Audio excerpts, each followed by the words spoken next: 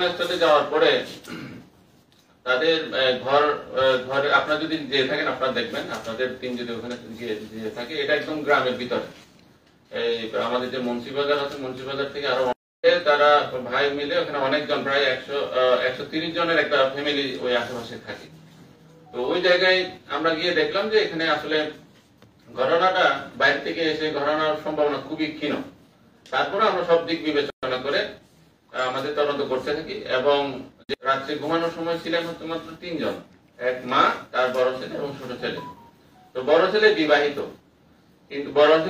কিন্তু তার আগের দিন 8 তারিখ শুক্রবারে তার ওয়াইফ তার বাপের বাড়ি একাতনায় যে মলিবাজার সদরে এখানে চলে আসে।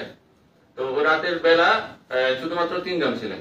তো এখন আমাদের প্রশ্ন, তাৎক্ষণিকভাবে তাদেরকে জিজ্ঞাসাবাদ করা যেভাবে করি আমরা সেভাবে করতে পারতেছিলাম না। আমাদের একটা সব কর্নার ছিল তাদের প্রতি, যেহেতু যে ছেলেটা আমরা যাকে আমরা অভিযুক্ত হিসেবে এখানে আমরা নিয়ে আসছি, রানা ছদ্মনাম দিচ্ছি আমরা, যেহেতু সে শিশু, তার আসল নামটা আমরা এখানে নিচ্ছি না। তো তাকে আমরা শুরুতেই যেভাবে জিজ্ঞাসাবাদ করার কথা ছিল খুব সফটলি জিজ্ঞাসাবাদ করছি। সে শুরু থেকে এটা আমাদেরকে অস্বীকার করে, এবং তার মার সাথেও আমরা কথা বলতে থাকি। তো জিজ্ঞাসাবাদের এক পর্যায়ে গতকাল আসলে আমরা 9 তারিখে আমরা ডেড বডি এটা পাই, এবং আমাদের রহস্য উদ্ঘাটন হচ্ছে তার পরের দিন, অর্থাৎ গতকাল সন্ধ্যা 7:30টার দিকে।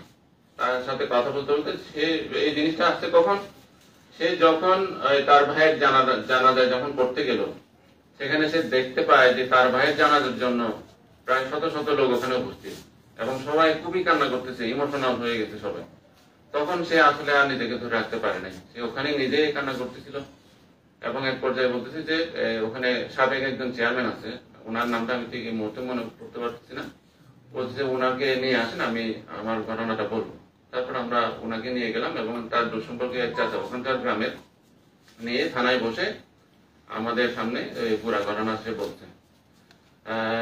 ঘটনা বলার পরে আমরা রাত্রিবেলা রাত 12টা 12:30 থেকে আমরা তার দেখানো মতে যে দা দিয়ে সে তার ভাইকে হত্যা করেছে, এই দা, এবং সে লুঙ্গি পরা অবস্থায় ছিল, সেখানে রক্ত মাখা ছিল, ওই লুঙ্গি আমরা উদ্ধার করেছি তাদের বাড়ির ভিতর থেকে। মূলত বিষয়টা হচ্ছে এখানে ওই যে আপনারা যে প্রশ্ন করছেন কি কারণে, এখানে কারণটা হচ্ছে তার বাবা হচ্ছে মারা গেছেন আরো 4 বছর আগে, কিন্তু তার বাবার একটা স্বপ্ন ছিল যে তাকে হাফেজ করাবেন, কোরআনের হাফেজ করাবেন, এই জন্য মাদ্রাসায় ভর্তি ছিল। তো বাবা মারা গেছে আরো 4 বছর আগে। এখন গার্জিয়ানশিপ হিসেবে যে দায়িত্ব পালন করা, সেটা হচ্ছে বড় ভাই রাফি পালন করে।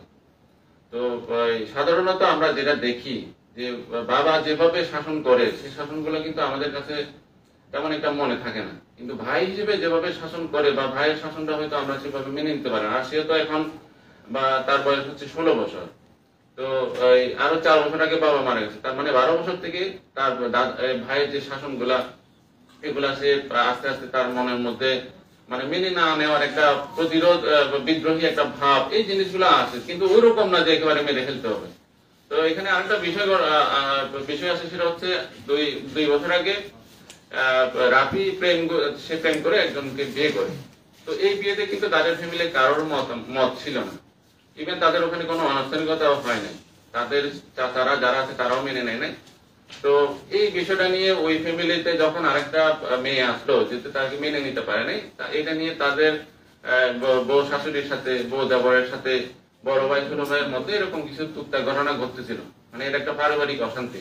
এই জিনিসগুলো তার মনের মধ্যে আস্তে আস্তে আস্তে আস্তে করে কিছু ক্ষোভ, কিছু ঘৃণা, এই জিনিসগুলো তার মধ্যে চলে আসে। তো ঘটনার আগের দিন, অর্থাৎ 8 তারিখ রাতে, তার হচ্ছে 9 তারিখে তার একটা পরীক্ষা ছিল মাদ্রাসার মধ্যে। তো 8 তারিখ রাতে সে বড় ভাইয়ের কাছে 500 টাকা চায়। 500 টাকা চাই কি কারণে, হচ্ছে মাদ্রাসার মাসিক ফি। এই মাসিক ফি যখন চাইছে তখন বলে যে তোমাকে আমি 500 দিব না, তুমি তো মাদ্রাসায় যাও না, আর তোমাকে টাকা দিলে এই টাকাগুলো তুমি অন্যদিকে খরচ করো। তো এই কারণে সে দেয় না, একটু বকাঝকা করছে, বলছে আমি তোমার মাদ্রাসার শিক্ষক যারা আছে তাদেরকে সরাসরি দিয়ে দিব। এই কারণে সে তার পরের দিন সকালে ঘুম থেকে যখন উঠলো, তার মা ঘুম থেকে উঠছে কিন্তু 7টার দিকে, সকাল 7টায় ঘুম থেকে ওঠার পরে উনি যথারীতি মারা যা করে, উনি বাসন কোসন, তারপরে ঘরের জিনিসপত্র গুলো ধোয়া মশার জন্য পাশে যে একটা পুকুর ছিল, পুকুরে গেছেন, ওখানে দীর্ঘক্ষণ ছিলেন, প্রায় আধা ঘন্টার মতো। তো এর মধ্যে সে ঘুম থেকে ওঠার পরে দেখেছে ওই বড় ভাই যেখানে ঘুমাতো, ওই রুমের মধ্যে দরজাটা খোলা। এখন তার মধ্যে হঠাৎ করে যে মানুষ এই বয়সের মধ্যে আসলে এই মানুষের ঘৃণা কতটুকু থাকলে বা কি হবে না হবে সে আসলে বাস বিচার করার তো এই বয়স হয় নাই। তার কাছে মনে হয়েছে যে এখন মানে আমি সুযোগটা নিই। তখন সে তাদের বাড়িতে যে দা ছিল দা দিয়ে সে ঢুকছে। আবসা আবসা অন্ধকার ছিল, লাইটও ছিল না। ওই ভেন্টিলেটর দিয়ে যে আলো পড়তেছিল এটা নিয়ে যা দেখছে ঘুমন্ত অবস্থায়। পরে আর এগুলা সে আসলে এখন এমন অবস্থা হয়ে গেছে সে কথা বলার মতো যে আমি আসলে কি করছি আমি নিজে জানি। এ হচ্ছে তার বক্তব্য। অর্থাৎ এই ঘটনাটা আসলে এখন থেকে না, তার মধ্যে গত ৩-৪ বছরের মধ্যে ভাইয়ের শাসন, তারপর বউ শাশুড়ির যে টান পড়েন, তারপরে বউ দেবরের যে টান পড়েন, এগুলো আস্তে আস্তে তার মনের মধ্যে আস্তে আস্তে একটা ক্ষোভ, ঘৃণা, এগুলো আস্তে আস্তে তার জমতে থাকে। পরে আসলে ৯ তারিখ তার মন বিদ্রোহ করে।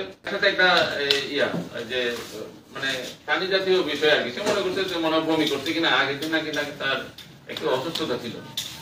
তো ওই তখন লাইট জ্বালানোর সাথে সাথে দেখছে এই অবস্থা। ওই তখন সে চিৎকার করার সাথে সাথে মাও ভিতরে ঢুকছে, তারপর তার চাচারা সবাই এসে দেখলো এই অবস্থা আর কি।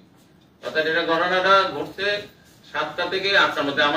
আমাদের যেটা ধারণা, সে একজ্যাক্ট টাইমটা তো বলতে পারে না, 7টা থেকে 7:30টার মধ্যে হবে। আর ডেড বডিটা রিকভারি হয়েছে বা জানছি আমরা, সেটা হচ্ছে 12:30 থেকে 12:30টার মধ্যে। না, সে তার পরীক্ষা ছিল ওই দিন, সে 9:30-10টার দিকে সে বাসা থেকে বের হয়ে যায়। কিন্তু আবার সে পরে সে বেসিনে নিয়ে গিয়ে ধুইছে, ধোয়ার পরে আবার সে খাটের তলায় রেখে দিচ্ছে। ওটা আমরা তার দেখার মতো উদ্ধার করছি। এবং তার যখন হত্যা করা হয়, হত্যা এরকম কেউ মেনে নিতে পারে, কেউ মেনে নিতে পারে না। ওই যেটা বললাম, বাবা যেভাবে শাসন করে, ভাই যদি সেভাবে শাসন করে, অনেকে কেউ মেনে নিতে পারে না। সেখান থেকে তার হয়তো মন বিদ্রোহ করছিল আর কি। এখন যেটা বলবেন জিসটা 1 মিনিটের মধ্যে এত বড় ঘটনা এক মিনিটে কি না, উনি যেটা বললেন একটু সংক্ষেপে ওই তাইলে ওটা দিয়ে আর যেটা বলছে মাদকাসক্ত কিনা না, অনেকে বলতেছে ছেলেটা মাদকাসক্ত, আসলে বাস্তবতা কি? না, আমরা ওইরকম বিশেষ কিছু পাইনি। তার মা যেটা বললো বক্তব্য, সেটা হচ্ছে ওই যে গুল আছে না, গুল খেত আর কি। গুল তো আসলে